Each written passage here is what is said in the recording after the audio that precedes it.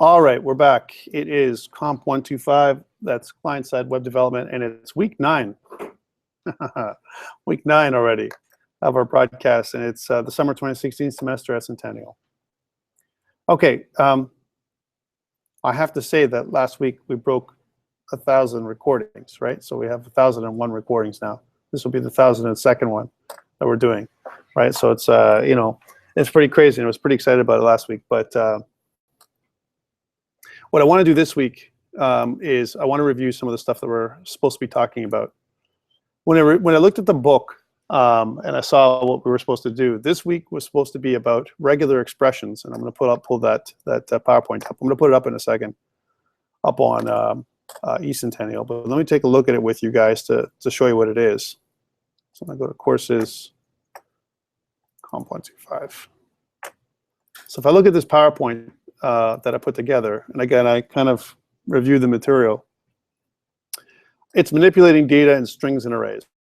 Okay, I think we've talked about quite a bit of this, and I can certainly go over it with you, all of it. But some of this stuff we've talked about in here already, like for example, what an array is and all that kind of stuff. Some really cool string stuff we're going to be talking about today. It's things you can do with strings, like different string methods that are part of everything. But it kind of goes, which is kind of weird to me. Last week we talked about object-oriented JavaScript. But this week we're talking about strings and arrays, which is kind of weird in the book. I don't know if I would arrange if I was going to write a book, I don't know if I'd arrange it that way.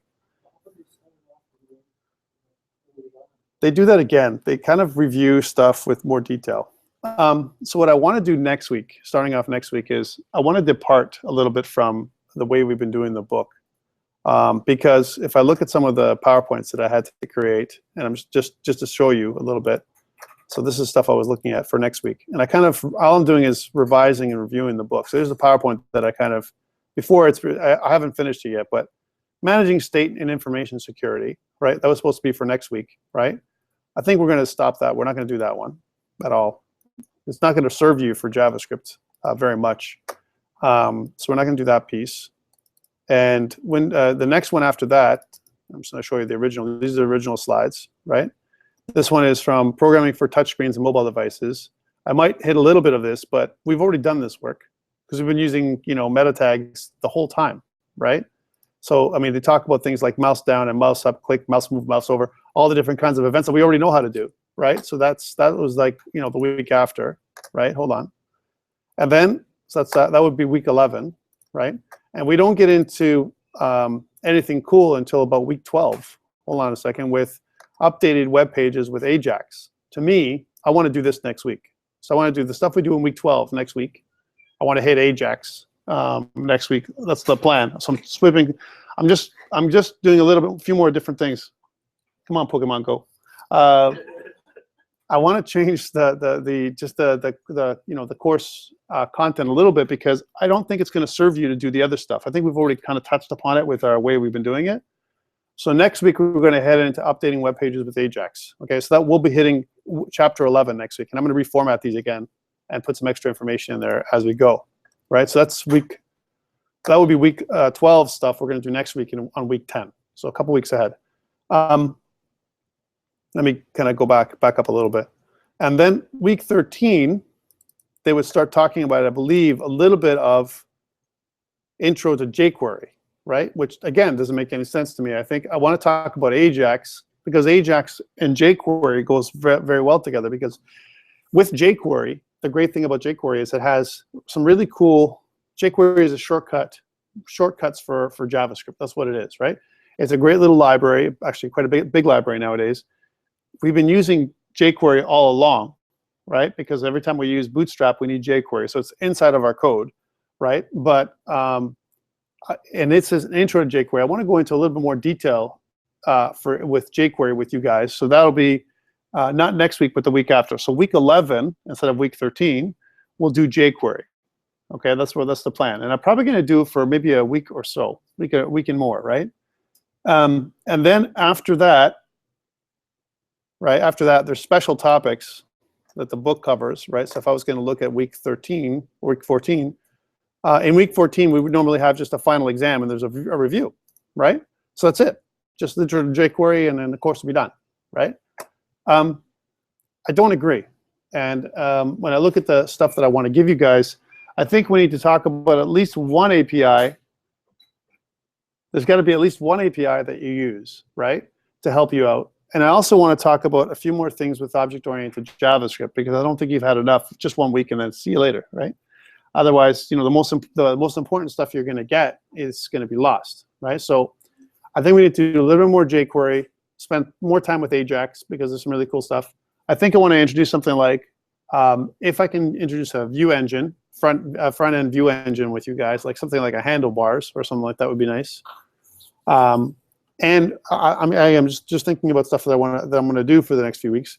And then the other thing would be, can I put together, can I put together something like, an intro to TypeScript near the end, right? So I want you guys to have that, and some kind of API, And I'm thinking about making something like, how do I make a banner ad, like an actual animated banner ad, with JavaScript, kind of thing. I want to talk about that. So I think I'm going to incorporate that near the end. That's one of your assignments is going to be adding a banner ad to your mini portfolio site. Yep. What do you mean dynamic? In what way? I hate that word. Dynamic is a piece of crap. Tell me what you really want to do, right? Dynamic doesn't mean anything to me. Dynamic, what do you mean? You mean on the server? No, I want you to animate it. I want you to animate. We're going to make our own little animation and stuff. We're going to talk about it the next few weeks. But don't use dynamic. Dynamic means different things to different people. Please don't add labels like that.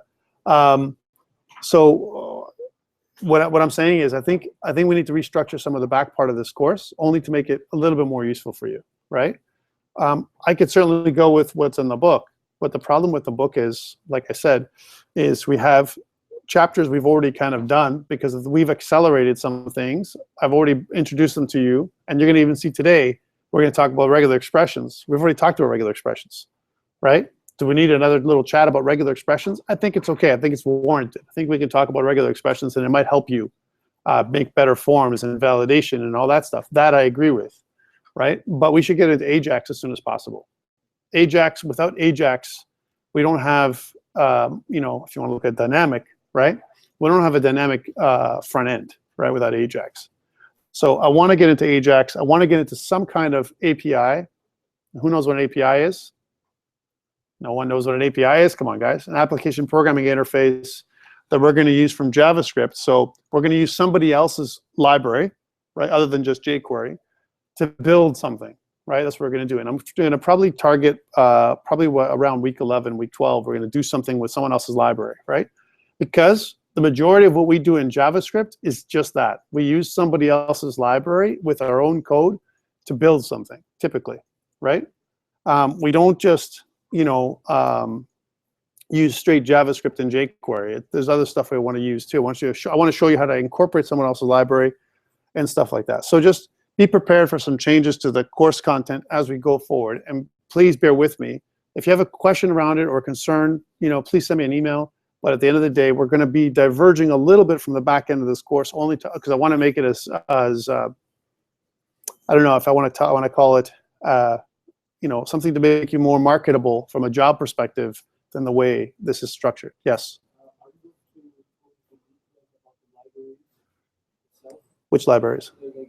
For the JavaScript. What libraries are you talking about? For the application. Well, the only way we can go into details about libraries like you're talking about is to actually make something, right? So otherwise we can't. Everything we've done even till today is scratching the surface. Even if I spend another 10 weeks with you, you're still going to scratch the surface of what you need to do. You need to really, if you want to know JavaScript and do web development, like I've talked to you before, is you've got to continuously practice. This has got to be something that you live, breathe, and dream code, all right, to do it properly in order for you to be good, right? If you don't code every single day, right, then your technique gets weak, and you have to do a lot of Google lookup, right? The more stuff we do with Chrome, if we keep looking stuff up with Chrome over and over again, we don't learn anything, right? We have to build something. When you build something, you fail at it, you have trouble with it, and you try and figure it out, and you figure it out finally after many errors and problems and maybe a little bit of help from your friends. That's where you learn, right? Because you have to build. You have to build and fail and then learn and win and succeed, right? I've learned more from failure than from success. You know, it's easy when I know something and I haven't learned much. Do you know what I'm saying? Sometimes I learn a new technique, right? Something new that I've never done before, right? But typically we have to continue to try and build something. And that's why we have these little projects and assignments to give you a chance to challenge you, because maybe on your own you wouldn't build it, right? If I asked you to build something, you're going to build it because I'm making you build it, right? But if you, on your own, maybe you wouldn't, you know, do something, and that's what gives you the ability for you to have a chance to practice. Okay, so I just wanted to kind of put that administration piece aside, okay? So remember that on Wednesday of this week, yeah, we have a little bit of a quiz, right, that talks about the stuff we talked about last week. Remember what we talked about last week was all around object-oriented JavaScript, okay? And I think it's probably one of the most important topics you could have learned. So if I was going to look at the lesson from last week, just as a review for next day on Wednesday, right? And again, the challenges are understanding the script, all right, and what this looks like. So if I was going to look at Visual Studio Code here for a second, let's take a look, right? Make this a little smaller for you guys to see it. So remember that we created a couple of ways, just as a review from last week, we created a couple ways of you know, creating an object. This is the first way, and you'll see this. This is called kind of object literal notation, right? Where we kind of create an object by using curly braces and, you know, assigning properties. But this kind of object literal notation that you see here, as an example, is for an object that's set. If I want to make an object and I want to define a container with properties and stuff like that, I can do so like this. And I can overwrite the properties and no problem. The problem with this thing here, right, is I don't have a constructor. I don't have a constructor. Can I create a constructor for this? As an example, can I create a constructor with this one? And the answer is yes, I can. I can create a constructor with literal notation, right? So what I have to do is I have to make sure that I do exactly what I did over here. This is constructor notation, right? And notice we did the person class, and we used something called the prototype keyword in order for us to add in a method. And what's the difference between a method and a function? I'm going to ask you this question on the test next day when we get together. When a function's inside of an object, right, we call it a method. When a function belongs to an object, like for example, the say hello function, says hello function belongs to this object, person, or this class person, the says hello function, still a function, right, is considered a method if it belongs to a class or is part of an object. Even this method up here, you know, drop course, we defined the ability for us to drop a course as an example. This function that's inside of this object literal, right, is still a method because it's inside of this object, right? So that's the difference between a function and a method.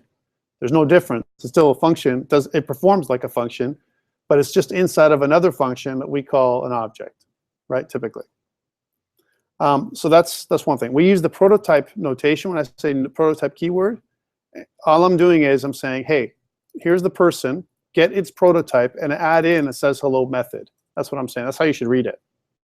There's more to this. Okay, well, like I said, we know before, we are scratching the surface of objects, you know, of objects and classes in JavaScript. Scratching the surface, my friends. Okay, we don't have time to go into the details. Even if I spent the next 5 weeks, you might feel robbed. You're like, we spent 5 weeks doing object-oriented programming and JavaScript, but I didn't learn jQuery, and I didn't learn Ajax, and I didn't learn how to do different things. You know, I kind of have to balance everything because it's kind of a beginner's course in JavaScript, right? So you learn a little bit about everything, and so that when you see it out in the field, you can recognize it and you can do stuff with it. Example, if you were to do another course with me where we do more JavaScript, then this would be a great beginner course because then you wouldn't see JavaScript for the first time in the other courses, right? And you should be strong enough now that if you wanted to add JavaScript or a little bit of functionality, right, you know, to your website, you could. If you want to click on a button, you should be able to do some button clicks. You should be able to connect to an element on the page. All those things are the good things you've learned already. Yes. Yes, but not next week, not next semester. So, those are the things. So again, one thing that makes this a constructor function, or a constructor method, if you will, right, is that we're assigning, we're using the this keyword, which talks about the context of my class. This is the class context, right? And the this keyword refers to, right, the constructor itself. So the constructor is the class, which is a little different in JavaScript than you'd be familiar with. You would be forgiven to think that this is the class, but it's not. This is just a closure that we've named the same name as the constructor, right? This is a convention that we use when we create another closure, and this closure here that goes to here, from here to here, right, is very similar to the closure we created with our IFI. In fact, it is an IFI. It's a self-executing function expression, or an immediately invoked function expression right here. Right here it is, right here. But we've given it a name. We've named it person, the same name as our constructor. That's what we've done, just as a review, right? So then, this person object, right, is returning person. But what person is it returning? This is the funny this is the funny notation that I want you to be aware of, okay? Because I'm doing it like this, my local variable is in my function scope, which is right here. This is the function scope I'm talking about, right? Just to go over this again. When I declare any variable and that I assign it to something, whatever it is, this variable person that I'm referring to, notice that's down here as well, right, refers to the closure, this anonymous self-executing function right here. That's what it refers to. It does not refer to this constructor. However, what it does is it returns the constructor with the return statement. That's what it does. So then, when I use the new keyword, here's the new keyword, and when I use the person returns the constructor, right? That's what it returns. When I have it in line here, it's actually returning the constructor. I could have called this whatever I wanted. It doesn't have to be person like it says here. As long as I return this person, this is still valid. Let me show you what I'm talking about here. Let's rename the person class something else, like the person constructor. Let me rename it something else and see what happens, okay? So I'm going to rename the function person, this is back from lesson 8, by the way, to animal, all right? And because I renamed it animal, I can't add prototype says hello to the person, right? Because person doesn't exist right now. It's animal inside this context, the context of this closure. So therefore, I have to say animal.prototype, right? That says hello, right? Now it says hello for the animal instead of a person if it was an animal, right? It should, you might be forgiven to think that it functions differently. Also, when I return, I have to return animal, not person, because in this context inside of the closure right here, there is no person context. There is no person at all, right? Hold on, let me finish, right? So when I go var person is equal to function, I'm only talking about the context of the actual anonymous self-executing function up here. That's all I'm doing, all right? So let's save everything, and let's run it and see what happens. I'm going to open in terminal, right? Here it is, and let's run it with light server, right? Light server, you know, as an example, if I run this thing, if I go back to inspect, right? Let's see what I get. Do I get a problem? Right? It says failed to load resource. The server responded, blah, blah, blah, blah. That's for my favicon. But really, look what it says. It says Tom says hello. So it's still able. It was still able to do this right here. It was still able to do this new person object. Well, yeah, because even though inside the constructor is called animal, we don't know about it because all we care about in the context of the function, this big function right here, there is no person except for this one, which is the pointing to the function expression. The function expression which is right here. That's what this person refers to. Don't be confused about it. It doesn't have to be that inside. So what's inside of this closure doesn't matter. It's hidden from the function itself. It looks like it's a class, like we're used to in C# or in Java, like this. But really what I'm saying is when I use my return returns a reference to this constructor, not the name of the constructor, a reference to the constructor in memory, right? And then when I use the new keyword, I'm creating a new object based on the animal constructor, not on the person closed or the closure. All right, just to be clear about it, right? You guys are going to be lost, I'm sure, when I say this, right? Am I going to quiz you on this? No. But I want you to understand it, right? So that way when I talk about, you know, the difference between a closure and a constructor, you understand the difference. The closure is this, the immediately invoked function expression right here. That starts off in this bracket and ends off in this bracket. That's the closure, right? This is the constructor, and this is a method that belongs to the constructor. That's how it works in JavaScript. Let me turn it all back the way it was before to see what it looks like. So it was originally looking like this, but it doesn't matter what you call this inside. As long as this, and this all match, you're good. It doesn't matter what you call it inside. Because outside of this closure, right, the only thing I'm exposing is what I return. I'm only returning the constructor. And the constructor has a says hello method that's linked to it because of the prototype keyword. Okay, it's a very simple way of looking at it, mind you. Yes. No, the name of it is says hello. See?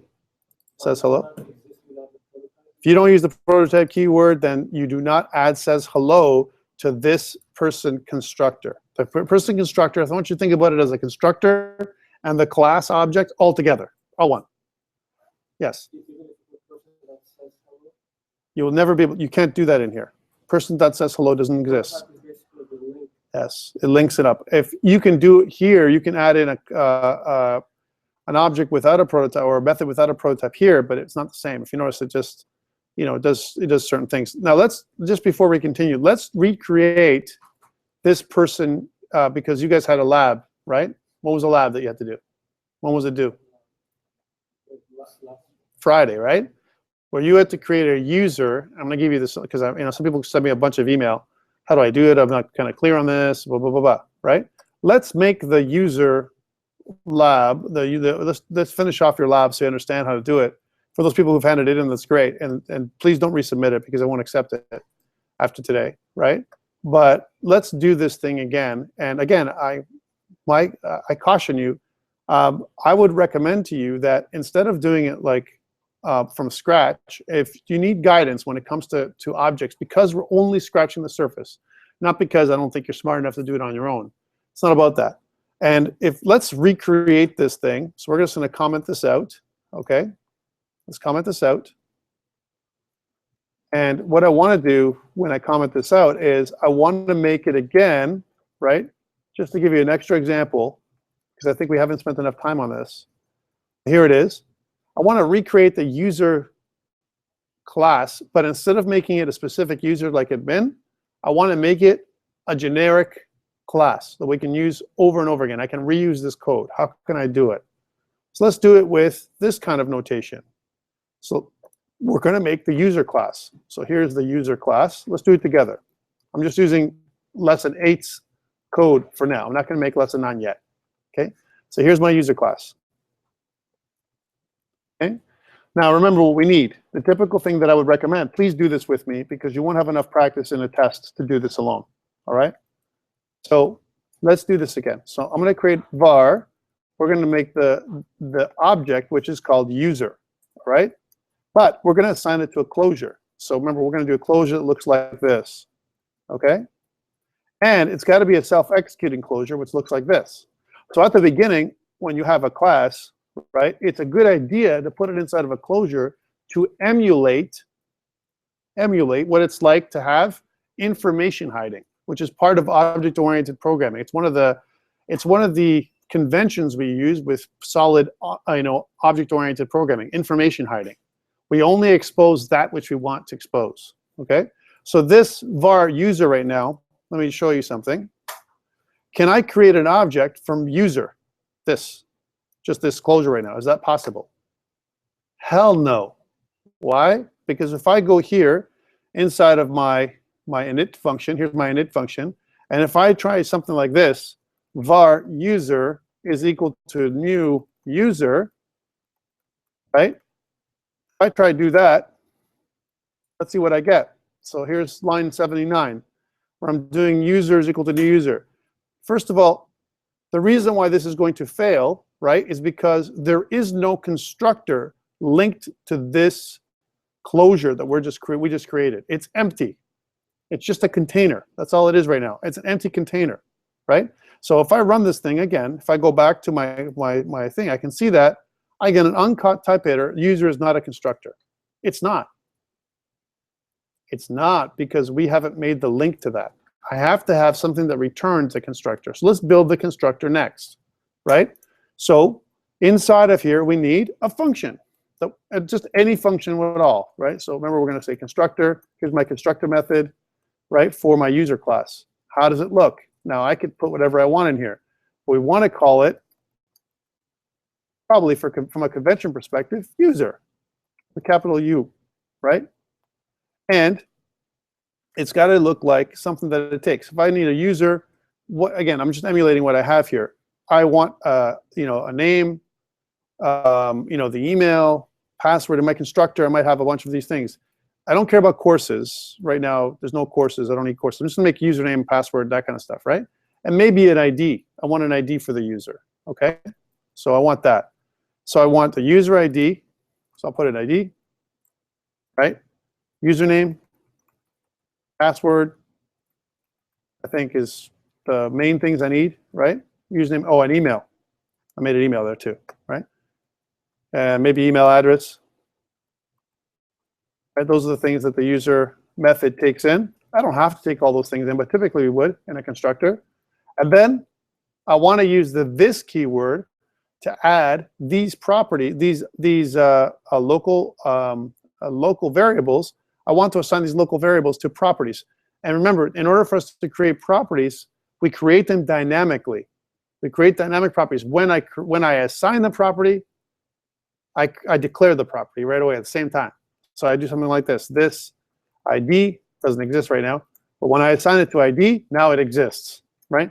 This username is equal to username, right? This password, right, is equal to password, right? This email is equal to email. Now I've got a constructor. Okay, even if I save right now, does that save me? User, it's the same thing. If I go back to the website, does that save me? No, it doesn't, because I haven't returned it as a constructor. I need to have the return statement in here, because I'm inside of a closure. So in here at the bottom, I need to expose the constructor as a public object. So I'm going to return the constructor, user. I'm not returning this user, right? That's just the same name. I'm returning this user, this constructor, because I'm inside of the closure. Now if I save it and go back out to here, you can see that it's still not a constructor, right? Even if I refresh, by the way. Not a constructor, right? What makes this a constructor? Well, this was a constructor, right? I made this one a constructor. It said function user or ID, blah, blah, blah, right? And everything was fine. I didn't do anything different here, right? How come it's seeing as this is not a constructor? Well, because this is wrong, right? There is no constructor that's empty. I'm calling the empty constructor, but the empty constructor does not exist for the user object. Let's add some stuff in here for the user. So I need an ID, right? So it's 1. Let's say the ID is 1. We can make it a numeric ID. It doesn't matter, right? Or we can make it a string ID. The username, so let's say Thomas, right? The password, 1, 2, 3, 4, 5, 6, right? And the email address, tom@example.com. Let's do that, tom@example.com. Okay, that satisfies the requirements. 1, 2, 3, 4, right? 1, 2, 3, 4, right? Save. Let's see if I have it now, right? No, still not a constructor. How come? Because if I look at app on the app.js, where I say new user, la la la la la la, right? Var user is equal to new user, right? And let's look at something else. What other mistakes have I made here? Well, can I use var user? It's a local variable user, kept with a capital U, is equal to new user. I got to be careful here the way I've named it. Chances are, what I should probably do is make it lowercase because it doesn't know what I want, right? Now, if I look over this, look, take a look. I get any. It actually gives me the pattern, right? And if I go back, right, to this, I see now that I have no problem, right? So there's a couple of issues, a couple of errors here that I want to point out, right? I need to make sure, even in the local scope, that it doesn't match the name of this. If I hover over it, you can see that I have an object that returns void right now, right? So this is enough to satisfy my requirements. This is now a constructor, right? This returns user. And now let's add in a method, right? The username, let's add in login as a method, right? Or, I don't know, something else. Log user, record user, something else, because user shouldn't really have a method. Let's just add one in just to play, right? So I have the exact same thing. I'm just bringing this up so you can see it. Here's my person.prototype says hello, right? By the way, for your assignment or your little lab, this would have been okay, because there is no method that you need to log in. Yeah.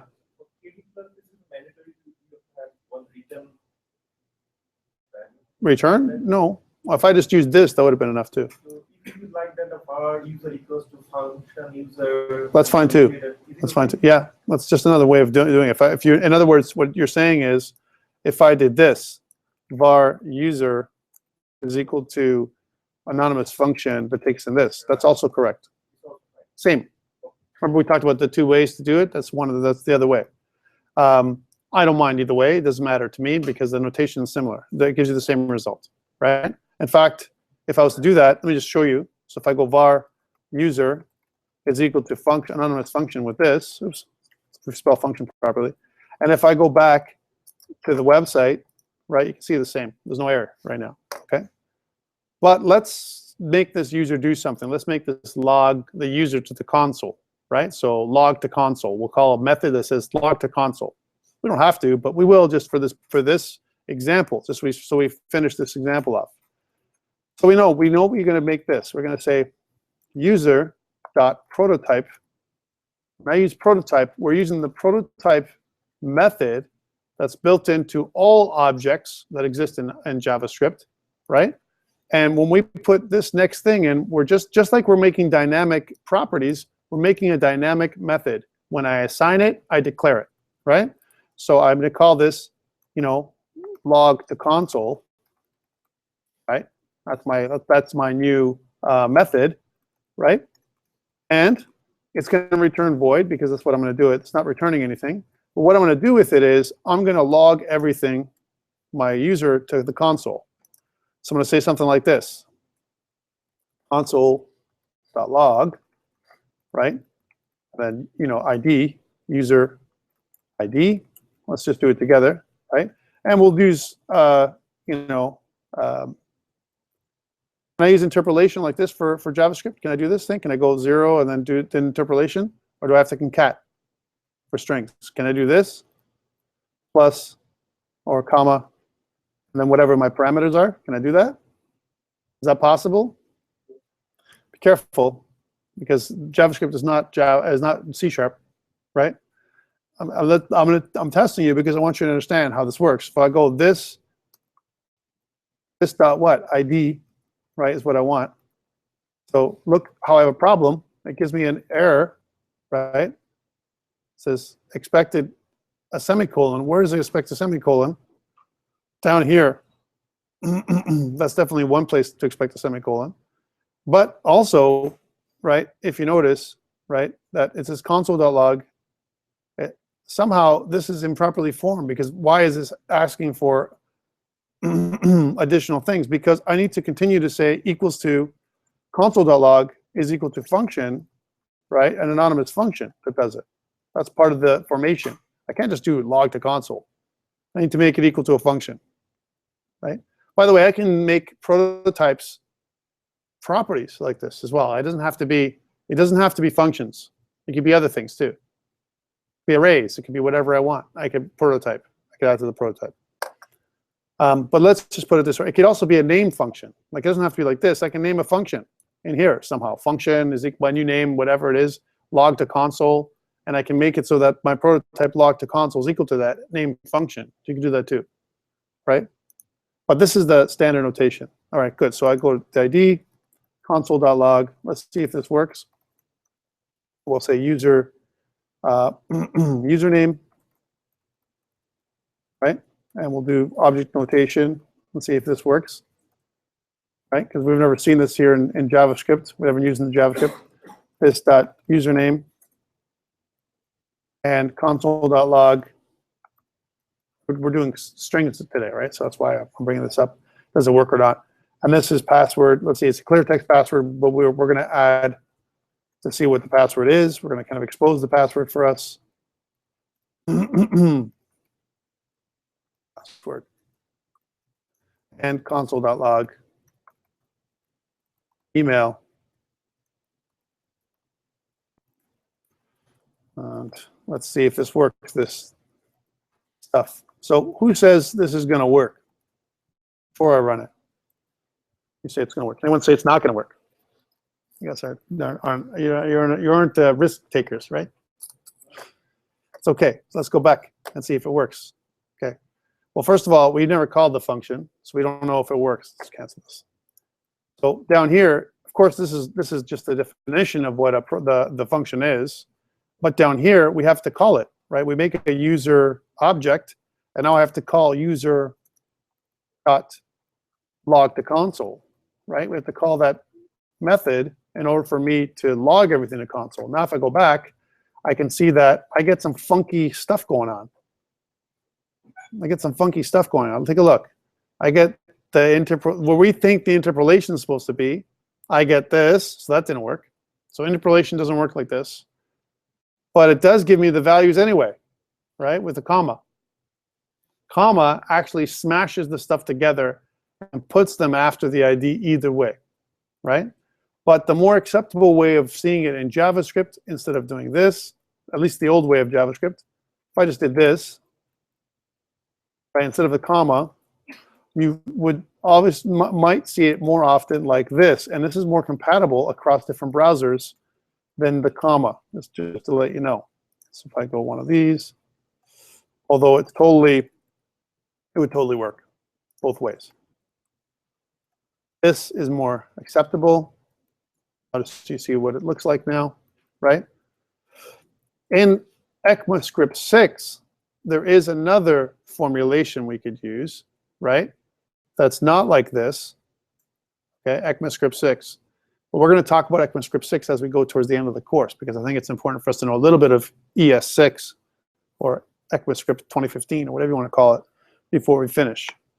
But anyway, so I've just created a user class, and notice that I have this user that I've defined. Let's define another one.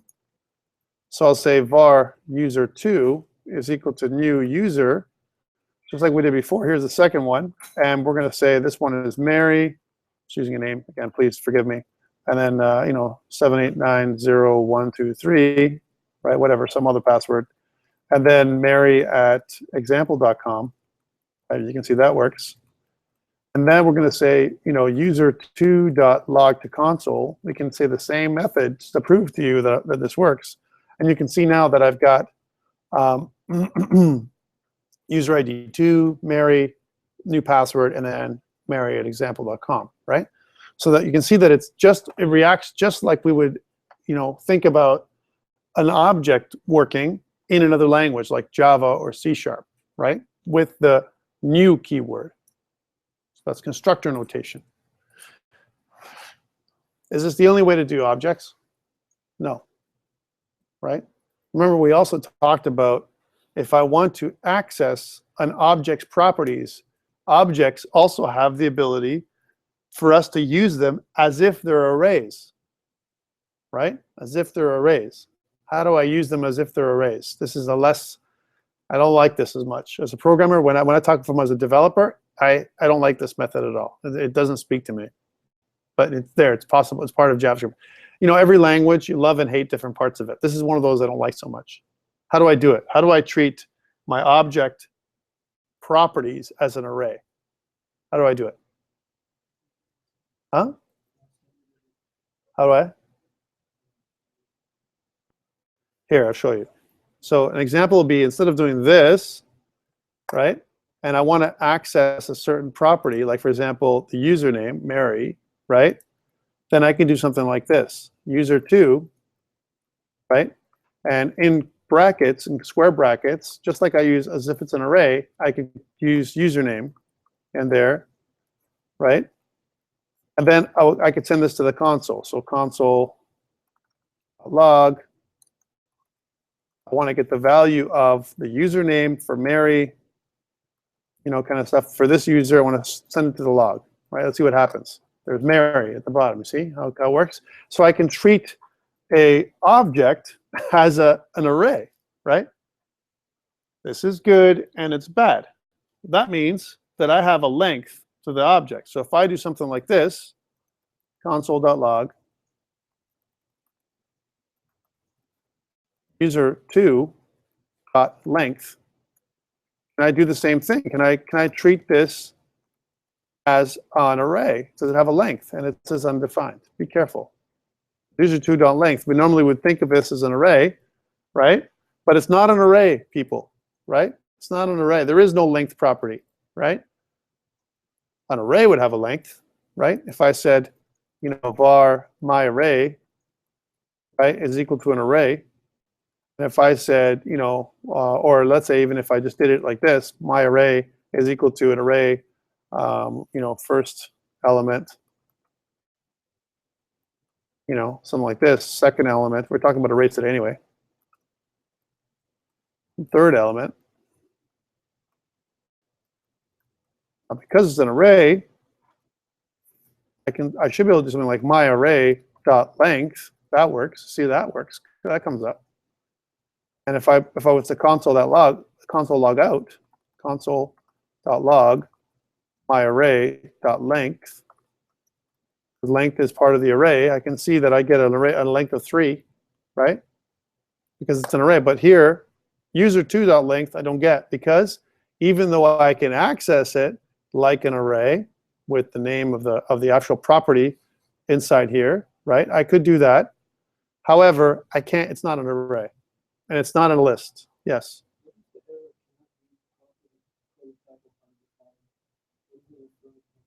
Depends on what you're trying to do. I have to look at what you're trying to do. Well, maybe at the break I'll look at it and I'll explain it to you. Okay, so you can see that this is not good. This doesn't work. This part. Okay. However, I could still loop through all the elements here. You know, as an example, if I know their username or whatever, and I don't have to use user2. If I have an array, here's where it gets crazy. An array of objects of type user, right? This is where it becomes more complex, all right? So instead of this, my array being an array of strings, if I hover over it, it says a string array. That's what this saying is, right? And this one is an object of type user. That's what it is, right? Let's do it a little differently. Let's just get rid of this, right? Altogether, user2, we'll get rid of user2 Mary, bye-bye Mary, right? And we'll make an array of type user, the user array. This is a more complex formulation, right? So how do I do this? Well, I'm going to call this array, right, users. My users array, right? Which is equal to an array of users. Could I put it like this? Could I make it so that could I specify the type? Remember, there is no typing in JavaScript like that, but if I do something like this, user, right? Here's my user object, and I put it inside of a square brackets like this, and if I hover over it now, I get something that looks like this. Users is an array of user objects so far, as you can see. That's what it is, right? And if that's true, users, I could add in a user to the array. Things that we're going to learn today about arrays. There's different methods that are built into arrays that allow me to add stuff to the beginning of the array and remove things from the beginning of the array, and add things to the end of the array and remove things from the end of the array. We're going to talk about those two things, okay? There's methods that allow us to do those things. So if I want to add to this array of users, again, let's say I copy this one, and instead of Mary, we'll make another one, we'll make John. Okay, so that's user 1, we'll call this user 1. And let's make another one, user 2. Our user 2, we can do this, right? New user, and actually let's just copy this whole thing. There's no point, right? Here's the other one. And we'll just make this so that is number 2. And we'll say this is John. Say the same password, john@example.com. Different user though, right? And we'll add user 2, user 1, and user 2 to the array. We can do that, right? The array has a length of 2, an example. And if I go console.log users, the user array, right? I have 2 users. It'll allow me to do that object array, right? If I go back here, you can see that it's a user array. We have 2 user objects right here. And if I look at this, you have user 0, which is Tom, and user 1, which is John, right, as an example, with the length of 2. It still has, I can put as many objects in there as I want. So far, our array, users, is for both user 1 and user 2. However, you can put whatever you want in the array. In JavaScript, it doesn't stop you from putting a string in there too, or something else, right? Is it right? Hell no. As a convention, it's probably a bad thing.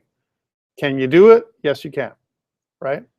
All right, so this is nice, but what if I want to do an inline user? So this is named user. User 1 is a named user. User 2 is a named user. Let's just get rid of this for a second, right? But what if I just didn't want this at all? What if I don't want names for my users, and I just want to do one of these? So put that in there.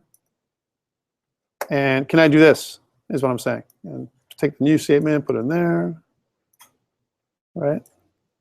And just to see what we get here. I'm just curious, right? Just because I'm a curious kind of cat, right? Get rid of all this. Bear with me now, peoples of the world, right? And just to make it so that you can see it, we'll just put it on the next line, right? Because you can do that with commas, not a problem. There. So this is the users array, and I've got user 1, user 2. Let's add another one too, comma, and we'll go user 3. Can you do this? Is this notation correct for an array? Right? Can I go user 3? Rootfic. We'll use your name. Rootfic. Rootfic. Is that right? Is that right? Okay.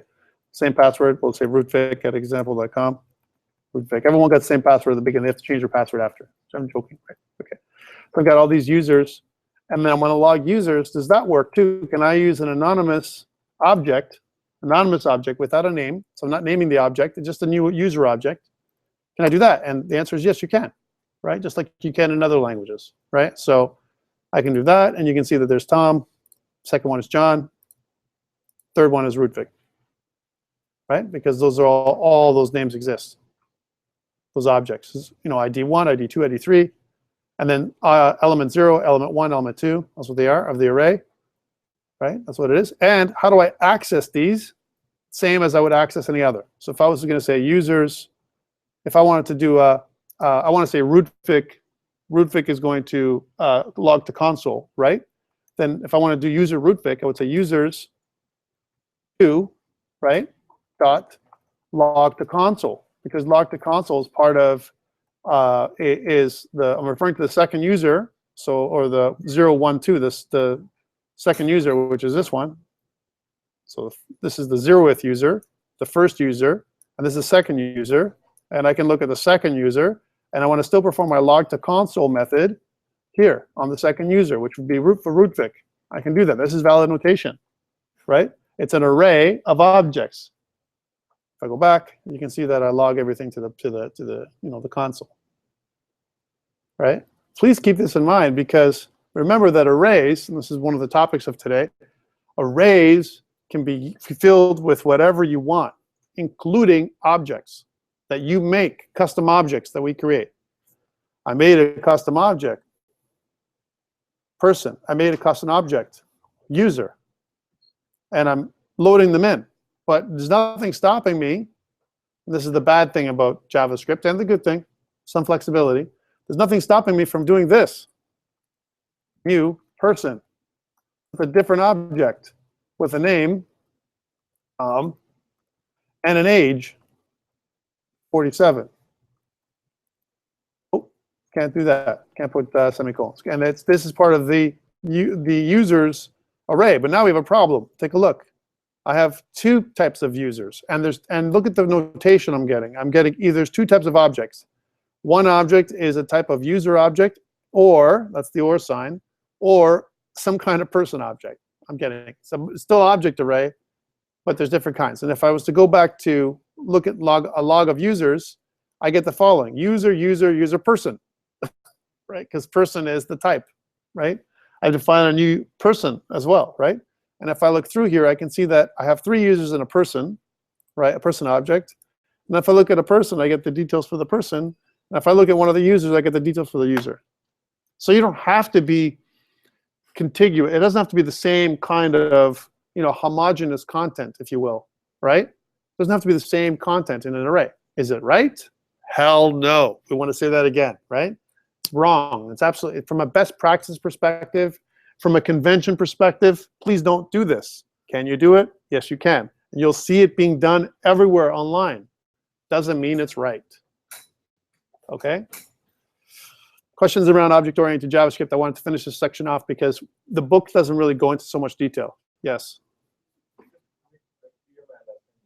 So if you want to create an object, it means that you have to create a class. That's the first thing. No. There's 2 different ways to creating an object. You can create an object that's temporary, that just has stuff in it, that you can't reuse. You just have to replace the properties with whatever you want to use, right? For example, this is the constructor notation. But it can also create an object like this, like I did up here, right? This is also an object. But this object, user, right, is not a reusable object. It has stuff that's already, all the details, the properties are filled with values, right? What I could do, if I really wanted to, right, to declare a very similar thing. Okay, I'm just putting it out there, right? Let's make another object with literal notation, right, as opposed to construct. This is constructor notation. Let's make the same thing. Let's see if we can make an object in your mind, right, with constructor notation or literal notation instead. So let's make the animal class. More example, then I'll stop. I'll take a break, right? Here's my animal class. And this time, we'll declare animal as the class itself, but we'll use literal notation instead of constructor notation. This will be constructor notation right here, right? So animal, I want to declare its properties, but I don't want to give it any values. For example, an animal is going to have a number of legs. Let's say, how many legs does an animal have? I'm giving it some properties. So number of legs. We'll type it in there. And we'll put in there, right, a null value, right? Have to put a value, right? Otherwise, so number of legs, we don't know how many number of legs. What else? Some animals have hair, some animals don't. Has hair, right? And we'll say, oh no. We'll make it blank. Or we can put null. That's the other question. Or we can put null in here, right? We can use nulls. That might be the better way to do it. So null, null, all right? It means these can be any, right? The properties of type null, but right now there's nothing, right? And let me see what else. Has hair, number of legs, kind of stuff. Those 2 things. Those are the properties. And I want to assign a function called animal. See if I can do this, right? You're going to have to make this, whatever it is, and it's going to equal to a function that's going to take two things: number of legs, right, and has hair. Oops. Has hair, right? 2 things. In this function, right, we're going to say this dot number of legs is equal to number of legs, right? We're going to try and do the same thing, okay? And this dot has hair is equal to has hair, right? That will be your constructor equivalent, right? There's my constructor. And now we're going to say another comma, and then speaks. Okay, we'll say the animal speaks has another function, and then we'll say it doesn't take anything. There we go, and we'll say console.log. You know, whatever the animal, the animal makes a noise. We don't know what noise it's making right now, but right now the animal's making a noise. There we go. So generic animal, right? We don't know what it is. There's no values in here. We're taking of some values that we're going to make. So first of all, let's see if we get an error just by formulating it this way. Do we get an error?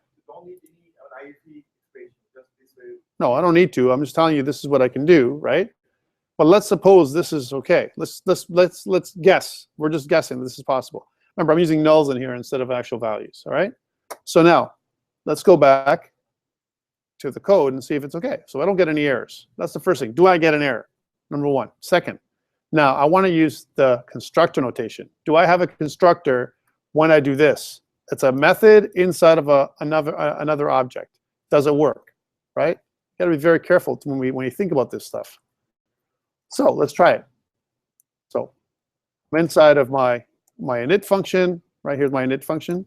And then I want to say something like this. Var animal is equal to new animal. And inside my animal, does it ask me for anything? No, that's a bad sign, right? For example, it's not asking me for anything else. I don't have a return. There's nothing in there like that, right? To make it the same, right? Before, I'm not using animal.prototype or anything like that. Like for example, my speaks function, right? My speaks function is different. It's part of my animal object. Notice that my animal object is there, and there's animal. If I hover over it to it, number of legs belongs to animal. So I need number of legs, and does it have hair? Yes or no, right? Okay, so I'm going to say number of legs is 4. Does it have hair? Is true, right? I pass those in there. And then what I want to do is animal.speaks, right? Because that definitely exists. Let's see if I get an error. And what do I get? Animal is not a constructor. However, right? I have to say that it's also possible to do something like this, right? Let's not put the constructor inside the animal object for a second. Let's take it out. And can I use a prototype keyword of the animal to add a constructor in it? However, like this. So animal prototype, right? Dot animal. Can I do that with a capital A, right? Is equal to, get rid of some of this, right? Can I do this? Just saying, I'm just putting it out there. I want you to see it for yourself. There's just a different syntax. Am I allowed to do this? Here's my animal. I'm using animal prototype, which means attach something to this. Now, if I go back down here, if I hover over animal, do I get anything? Yes, I do. And when I go back out, oh, it says type error, cannot set property animal of undefined. There we go. Function, number of legs, right? That's what I'm trying to do here. Animal, prototype animal. There's their animal right here, right? And I'm saying this number of legs, right? I'm using this keyword, just like I would normally do up here, right? Here's my prototype, right? And here's my function. Here's my function. And it says animal, prototype, animal. I can't do the same name. Let's add something else. Let's make it another name. Instead of animal.animal, let's make it animal.constructor. We're just going to make a name, constructor, right? So animal, prototype, constructor, function. Can I do that? Just saying, right? Can I do that? And when I go back, you can see I'm going to get the same error. Why? Because of the way this is done, right? The way that I'm setting up an animal, you know, in this type of thing. I have a problem. Even if I want to do the prototype constructor or call it whatever you want, animal, like we did before, the problem with it is that on this line, not this line, so we're not getting the error, sorry. We're not getting the error here on line 95, right, are we? Yes, we are. Here's what we're saying this, we're saying, it says the error is, type error, cannot set property animal of undefined. Why? Why is this animal here undefined? Because it's not a constructor, right? I can't add a constructor to an object like this. I can add an object to a constructor, no problem, right? So let's see if we can do it another way, and just because you're asking. So if I want to use literal notation, right? To build class, to make class in JavaScript. Object literal notation is what I have to actually say. Use object literal notation.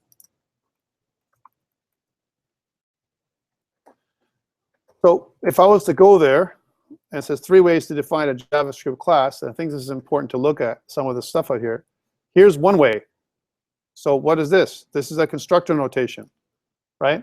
This is the way we're used to. Function apple, that's the Apple class, and we're adding in get Apple info as an example. Here's Apple info, and you know, this color and this type or whatever. This right here is the Apple class, and we haven't added it. And get Apple info just gets the information from here, right?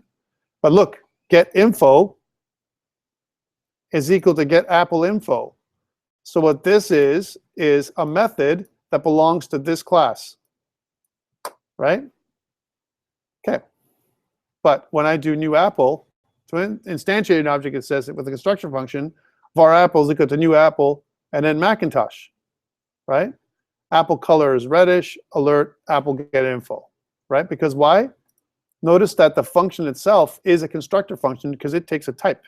This type is equal to type, so I'm formulating a type, and then I've got a method that's built into another way of declaring a method without the prototype keyword by adding in a reference, like I said, and assigning it to something else that already exists, an existing function. That's one. Literal notation, right? There's one. And this is something we missed, right? This is something we missed. So we missed actually adding in the function in here, giving it some value, and assigning types right away. So if we wanted to do it another way, using literal, this is using a function, right? Okay, but what about, is there another way of doing it with literal notation? Here we go, object literals. So, or I can do it this way, or I can do it this way, right? And I have Apple Macintosh, color red, get info function, right? Here's my info function, and then my Apple color is reddish, but notice I don't use the new keyword. Can't use the new keyword with literal notation, right? And then a singleton using a function, but we don't want to go in there, that's just more complex. At the end of the day, the only way we can use the new keyword is with constructor notation, which is the way we always used to using it. So please, I know you want to try and do it this way, but this doesn't create reusable objects the same way we're used to. Not that you're not going to see this method. You're going to see this method lots and lots of ways. But this, I'm going to put an X. Don't use this way if you want to use a reusable object. If you can make a temporary object and other kinds of objects, but not a reusable object with the prototype. Yes? So we can declare like object in that prototype dot hello and that one. Say that again. Like we can create an object in a function that we have written person in this method person.prototype.say hello. Yes. We can do what within there? Another function? Yeah. Yes. Another function like we can create a var user object and then password of that. In here? Yeah. Yes. Because we declared it up here. User object is up here, or anywhere else in the same namespace. Let's take a short break. I think it's a great time to take a break. And when we come back, we're going to do more of arrays and strings. And remember, this week is arrays and strings. Next week, we're going to start off Ajax. Okay.